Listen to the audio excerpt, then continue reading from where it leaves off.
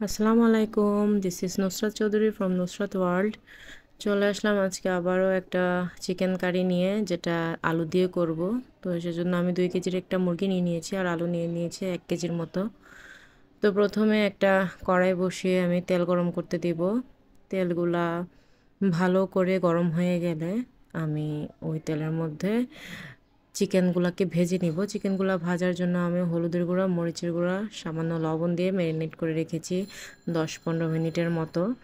তো 10-15 minute marinate করার পরে লবণটা ভালো করে ভিতরে ঢুকে গিয়েছে। তারপর আমি চিকেনগুলোকে আস্তে আস্তে ভাজা শুরু করে নিব। এক এক করে সবগুলা চিকেনের টুকরাকে ভেজে আমি আলাদা একটা পাত্রে তুলে নিব। তুলে নিয়ে কড়াইয়ের মধ্যে যে তেলগুলো আছে ওই তেলের মধ্যে আমি পেঁয়াজ কুচিগুলাকে ব্রাউন করে ভেজে নিব।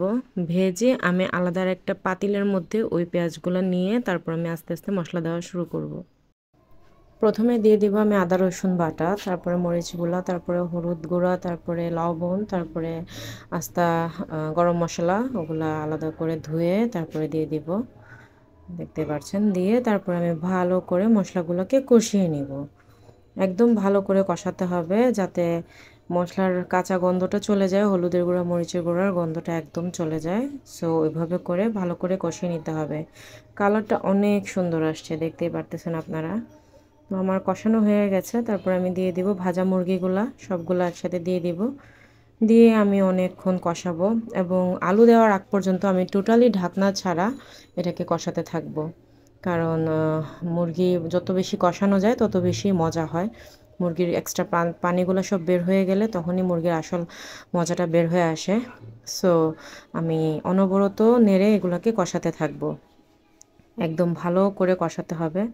তারপর যখন পানি কমে আসবে, তারপরে তেলটা আলাদা হয়ে যাবে, তেল ছেড়ে দিবে। দেখতেই পারতেছেন আপনারা, তেলটা আলাদা হয়ে ছেড়ে দিয়েছে এবং কালারটা অনেক সুন্দর দেখা যাচ্ছে। সো ওই পর্যায়ে আমি একটু হালকা নেড়ে এটার উপর দিয়ে আলুগুলোকে ঢেলে দিব। আলু দেওয়ার পরে আমি ভালো করে কষিয়ে নিব। আলু আমি এখানে অবশ্য কাঁচা দিয়েছি, আপনারা চাইলে আলাদা করে ভেজেও দিতে পারেন, ওইটা আরও বেশি মজা হয়। আমার হাতে টাইম ছিল না, যার কারণে আমি কাঁচা আলুটাকেই দিয়ে দিয়েছি। সো এটাকে আমি ভালো করে কষাবো। ভালো করে কষিয়ে আলু কষানোর পরে তখন আমি ঢাকনা দিয়ে একটু সময় রান্না করব যাতে আলুগুলো ভিতর থেকে সিদ্ধ হয়ে আসে। সো আমি এবার ঢাকনাটা দিয়ে দিব।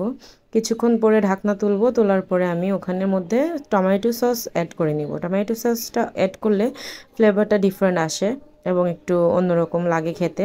অ্যাজ ইউজুয়াল তরকারি যেটা মানুষ রান্না করে, মুরগির মাংস যেটা প্রত্যেক দিন আমরা যেটা রান্না করি ওইটার মতো হয় না, একটু ডিফারেন্ট আসে। সো স্বাভাবিকভাবে একঘেয়েমি চলে আসে একইভাবে মুরগি রান্না করতে করতে। সো একটু ডিফারেন্সি আনার জন্য টমেটো সসটা দেওয়া হলো। টমেটো সস দেওয়ার পরে ভালো করে কষাতে হবে। কষাতে কষাতে পানি উপরে উঠে গেছে, দেখছেন।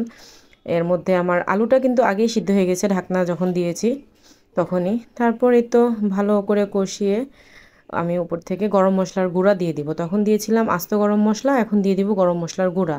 ফ্লেভারটা যাতে একদম তাজা থাকে এই কারণে গরম মশলার গুঁড়াটা দিয়ে ভালো করে নাড়াচাড়া করে দিয়ে দিব পরিমাণ মতো পানি, যতটুকু আমি ঝোল রাখবো। সো পানিটা দিয়ে হালকা আর একটু বলক এনে তারপর আমি আমার রান্নাটা শেষ করব। তো আপনারা দেখতেই পাচ্ছেন আমি এখনও কষাচ্ছি। তারপরে আমি এই যে পানি দিয়ে দিয়েছি হালকা করে, দিয়ে আমি একটু নাড়াচাড়া করে নামিয়ে নিচ্ছি। সো আজকে আমার রান্না এ পর্যন্তই ছিল। আপনাদের সবার কাছে আমার রান্নাটা কেমন লেগেছে আমাকে লাইক কমেন্ট শেয়ারের মাধ্যমে জানাবেন এবং সবাই আমার সাথে থাকবেন, আমার জন্য সবাই দোয়া করবেন। আসসালামু আলাইকুম, আল্লাহ হাফেজ।